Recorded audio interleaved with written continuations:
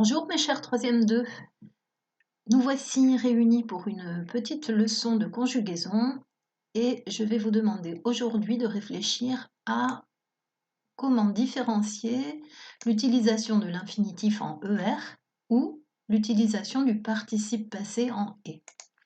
Vous connaissez tous l'astuce où on va remplacer l'infinitif par un verbe du troisième groupe, mais en troisième, ceci ne suffit plus. Donc, je vous rappelle que nous utilisons l'infinitif en ER après une préposition à, de, par, pour ou en.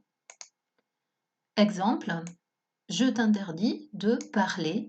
Nous allons trouver l'infinitif en ER et l'astuce de remplacer par un verbe du troisième groupe, mordre, fonctionne. Je t'interdis de mordre.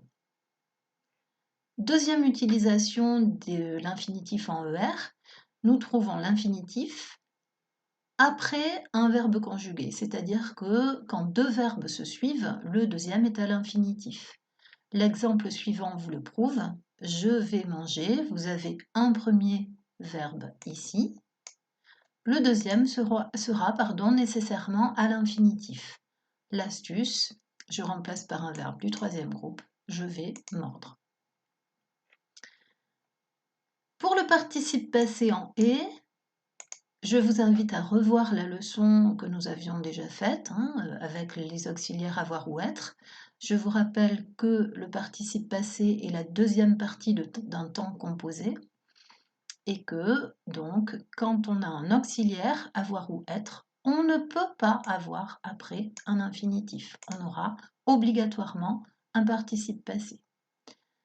Voilà, je vous ai mis des exercices en ligne à faire sur cette leçon, ER ou E accent aigu.